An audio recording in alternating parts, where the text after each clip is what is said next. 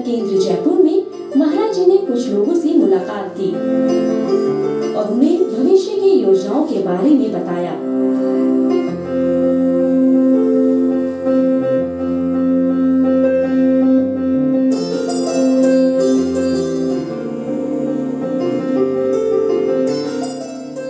जितने भी लोग हैं जो सहयोग करते हैं, सहायता करते हैं और ये कहते हैं कि महाराज जी हम आपकी प्रचार कार्य में आपकी सहायता करना चाहते हैं, ठीक है, अच्छी बात है, परंतु कई बार वो ये नहीं सोचते कौन किसकी सहायता कर रहा है। नहीं, समझो इस बात को, आप कौन किसकी सहायता कर रहा है।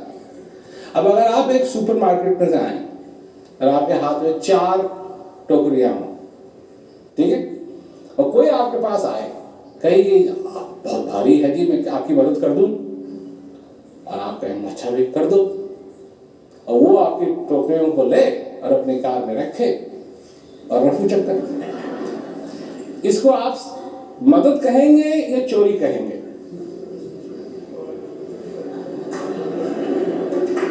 तो इसका मतलब हुआ कि मदद करना, सहायता करना, इसके बहुत स्पेसिफिक कानून हैं।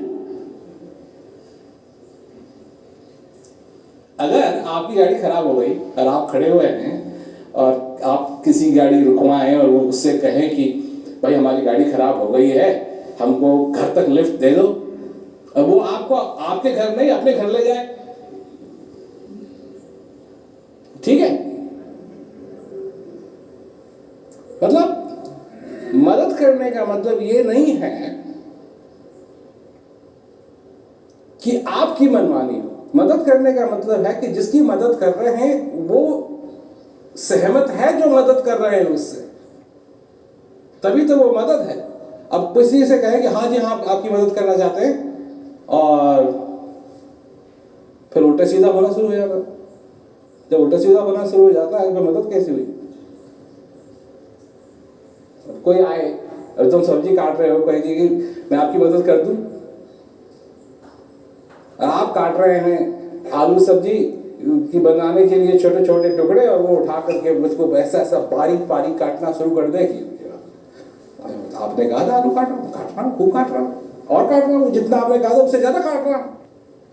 क्योंकि 2 चीज होती है कि एक तो कोई भी काम है उसको बड़े अच्छी ढंग से किया जाए, और दूसरी चीज होती है कि ढंग का काम किया जाए। तो इफेक्टिव एफिशिएंसी है जो कुछ भी करें उसको ढंग से करें, तो वो तो हुई एफिशिएंसी। और इफेक्टिवनेस है कि ढंग का काम करें।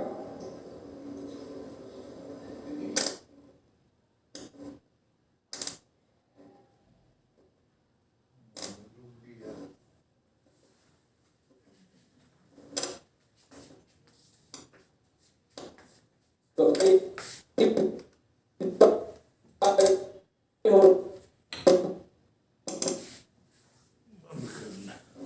और एक ये हुआ इफेक्टिव कि सही काम करें।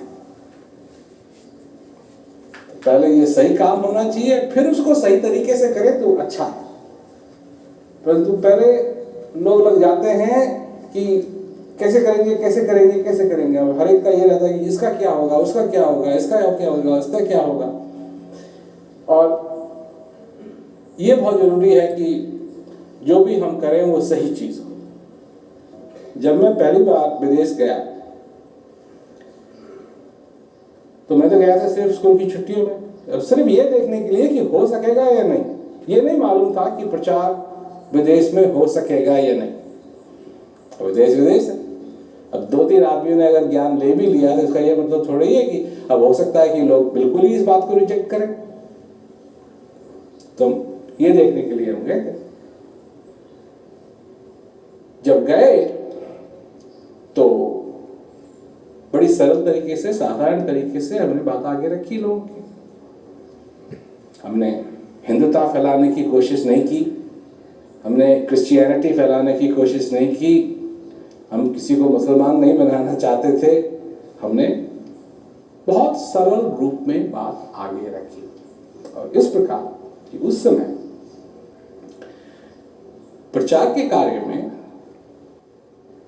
सचमुच में लोग सिर्फ मेरी सहायता कर रहे हैं, प्रचार मैं कर रहा था, लोग सेवा करते थे, पर सेवा ऑब्वियस थी। ये नहीं किसी को लेक्चर सुनाना पड़ता था, सेवा करनी चाहिए भाई, बिना सेवा के ये नहीं होगा, बिना सेवा के वो नहीं होना। सेवा क्या थी? किसी के पास कार है, महाराज जी फलाना जगह जाना चाहते हैं, किसी के पास कार है, हाँ मेरे पास कार है, मैं चलाऊंगा, मैं चलाऊंगी। एक औरत थी केरल, जब मैं पहली बार इंग्लैंड गया तो उसके पास थी कार, और बाकी सब हिप्पी थे तो ज़्यादा तो कार थी नहीं सब लोगों के पास, उसके पास थी कार। उसने कहा पर कार मैं चलाऊंगी। ठीक है, वो भी 2 दरवाजे की कार थी, तो पीछे बैठना पड़ता था या आगे बैठना पड़ता था। तो इस तरीके से मतलब जो भी था, किसी का लिविंग रूम है, ज़्यादा लोग आ गए कि भाई कोई जरा फर्नीचर उठा करके उधर करना है ताकि लोग बैठ सके। ये नहीं है कि कोई 10 घंटे के लिए लेक्चर सुना रहा है सेवा के ऊपर। जो कुछ भी सेवा की बात थी वो सारी की सारी स्पष्ट थी, ऑब्वियस, स्पष्ट, कोई छुपी हुई चीज नहीं थी। मतलब मदद करने का मतलब मदद करना है, और ये हमेशा किसी न किसी रूप में ये मालूम होना चाहिए कि हाँ, जिसके लिए मदद कर रहे हैं वो जो भी हम कर रहे हैं उससे सहमत है। अब ये कभी नहीं होता है, लोग लगे हुए हैं, हम कर रहे हैं जी, ये हो रहा है, ये हो रहा है, ये हो रहा है, पर मदद हो रही है या नहीं हो रही है?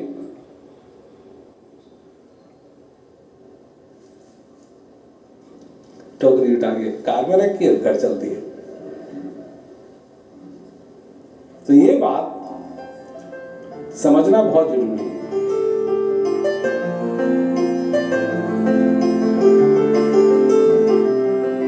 प्रचार का रुख बहुत बदल चुका है और आगे भी इसको बदलने की जरूरत है। 2015 से मैं सब चीजें बदलने की कोशिश कर रहा हूं और बदलेंगी। एक तो सबसे पहली बात यह है कि हर एक चीज बड़ी सरल होनी चाहिए, वो नहीं है। उससे पहले कि हम स्केड्यूल बनाएं, वहां प्रोग्राम करेंगे, वहां प्रोग्राम करेंगे, वहां प्रोग्राम करेंगे, पहले यह होना चाहिए कि प्रोग्राम करने के लिए जिस चीज की जरूरत है, जिस भी चीज की जरूरत है, वो हमारे पास है या नहीं। नहीं है तो स्केड्यूल बनाने का क्या फायदा? तो होता क्या है, स्केड्यूल बन जाता है, फिर लोग कहते हैं कि अब कैसे होगा, तो सब फिर सबके पीछे भागते हैं, दियो आप भी दियो, आप भी दियो, ये करो वो करो। ये सब खत्म करना है, ये सब खत्म करना है, क्योंकि हम चाहते हैं कि सारे रिसोर्सेस, और जहां तक पैसे की बात है, पहले पैसे, और जितने पैसे हैं उसके आधार पे हम स्केड्यूल बनाएंगे। ये नहीं कि स्केड्यूल बना दिया अंधाधुंध और फिर पैसे हैं, अब क्या करूं, कर्जा ले लो, ये कर लो, वो कर लो। बैड मैनेजमेंट, क्योंकि हम चाहते हैं कि हमारे पास सरप्लस हो, हर एक चीज को बचा करके, जो हम इस्तेमाल न करें प्रोग्रामों में उसको बचा करके सरप्लस बनाएं, और अगर कभी जरूरत पड़े तो सरप्लस को इस्तेमाल करेंगे। दूसरी चीज है, लोग हैं जो बजट बनाते हैं, वो तो उनका पैसा तो है नहीं, तो बना रहे हैं बजट। हमको ये क्वेश्चन करना है, क्यों इतना पैसा लग रहा है, क्यों इतना पैसा लग रहा है? जब हम एक जगह अगर चूज करें, मानिए क्या कहते हैं, नॉर्थ ईस्ट में प्रोग्राम हो रहा है, तो वो उधर बिहार का इलाका है, यूपी का भी एरिया पड़ता है।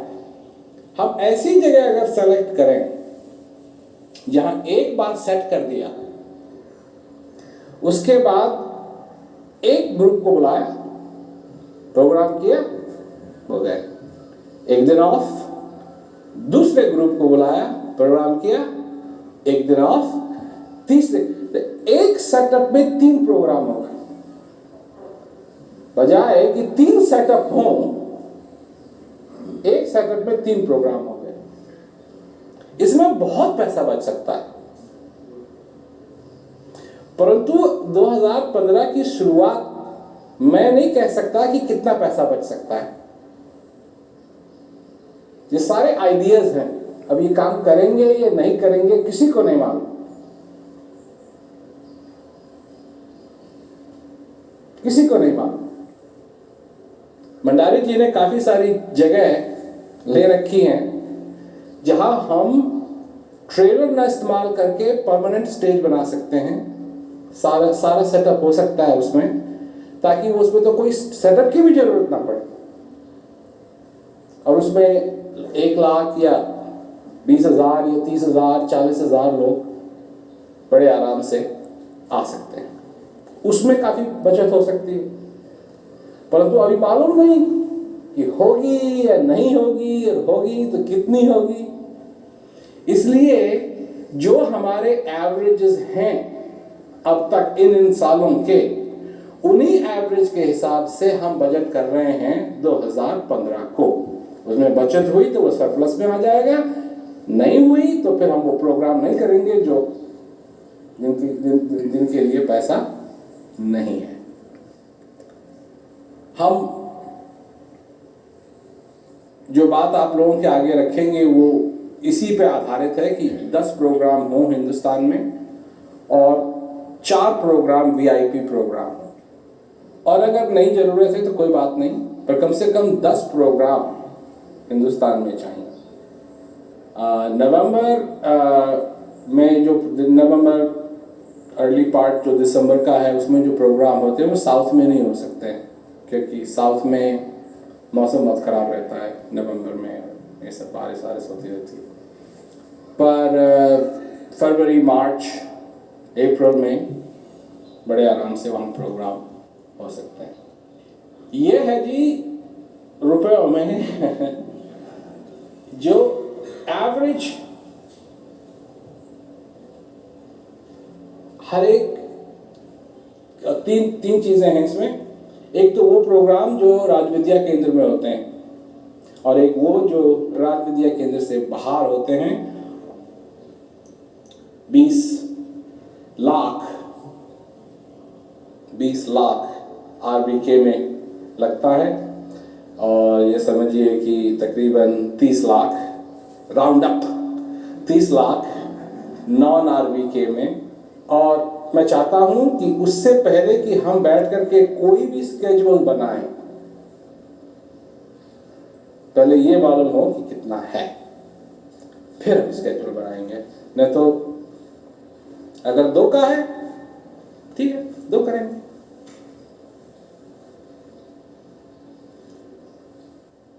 क्योंकि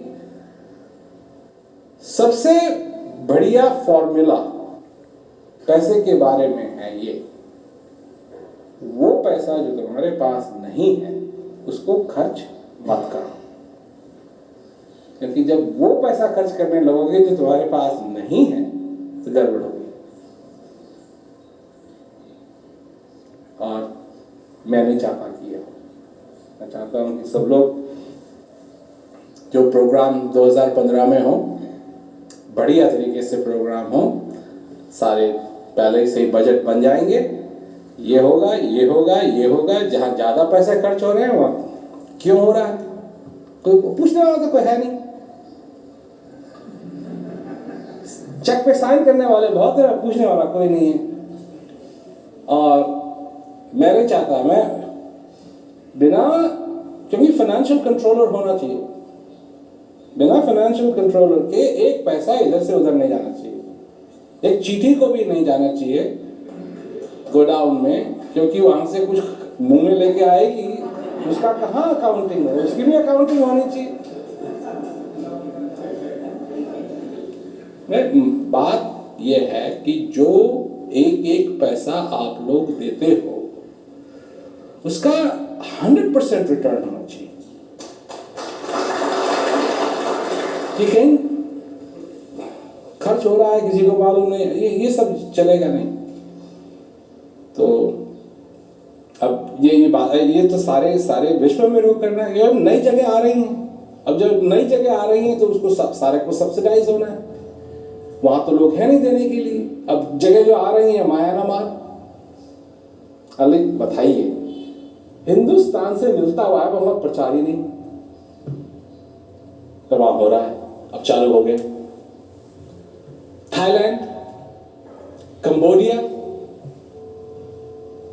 बाली, जनपसार, ये सारी जगह। अब ये लोग बहुत गरीब, सब कुछ सब्सिडाइज करना पड़ेगा। और ये भी जो क्या कहते हैं मॉरिशस में भी, पर वो भी लोग मेहनत कर रहे हैं, वो लोग धीरे धीरे वो लोग मेहनत कर रहे हैं। हम कई कंपनियां हैं जो सिर्फ लाइव में बिलीव रखती हैं, कुछ कंपनियां हैं जो इंटरनेट में, सिर्फ इंटरनेट में विश्वास रखती हैं, और कुछ कंपनियां हैं जो टीवी ब्रॉडकास्ट में विश्वास रखती हैं। हमारे साथ चक्कर ये है कि हमको तीनों करने हैं, क्योंकि लोग हैं गांव में जिनके पास न इंटरनेट है, और ऐसे भी लोग हैं जिनके पास टीवी भी नहीं है, तो उनके पास कुछ नहीं है, उन तक भी हमको पहुंचना है। और जिनके पास है उन तक भी हमको पहुंचना है। तो हमारा चैलेंज जो है, हमारे पास जो चुनौती है वो बड़ी अलग किस्म की चुनौती है, क्योंकि लाइव भी चाहिए, इंटरनेट भी चाहिए, और टीवी ब्रॉडकास्ट भी चाहिए। टीवी मतलब इंटरनेट तो ज़्यादा नहीं है, परंतु टीवी ब्रॉडकास्ट बहुत इफेक्टिव है। तो जब ब्रॉडकास्ट होती है तो जितने लाइव में आए, सत्संग में जो सत्संग हुआ उसमें 157% ज़्यादा लोग ब्रॉडकास्ट में देखा उन्होंने 2009 में। 1334% 210 में, 1313 2011 में, और 2012 में 1229%, और 2014 में 1044%। ब्रॉडकास्ट हमारे लिए बहुत जरूरी है, लाइव इवेंट हमारे लिए बहुत जरूरी है, क्योंकि जो गरीब लोग हैं, और हम प्रोग्रामों को बदलेंगे। जो लाइव इवेंट होते हैं उनको बजाय लाइव इवेंट बनाने के लिए मैं चाहता हूं कि वो ब्रॉडकास्ट के लिए हो। तो जो भी वीडियो बनाई जा रही है, जो भी वीडियो दिखाई जा रही है, जो भी एमसी है जैसे, तो जब वो सब लोगों का स्वागत करता है या करती है, तो वो उन लोगों का भी स्वागत करे जो ब्रॉडकास्ट में है, उन लोगों को भी इंक्लूड करे,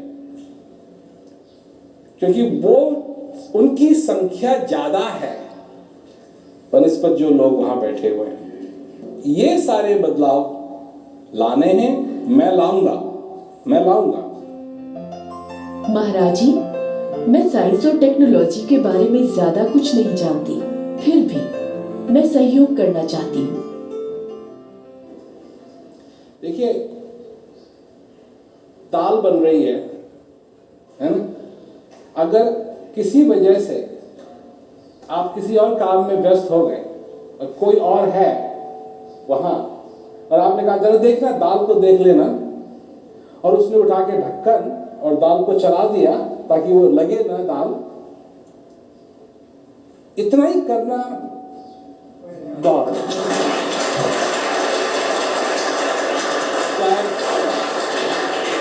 ये नहीं मालूम कितना मसाला डालना है, ये नहीं मालूम क्या करना है, क्या नहीं, छौंक कैसे डाल, पर ये करके ये कर दिया, बच गई दाल।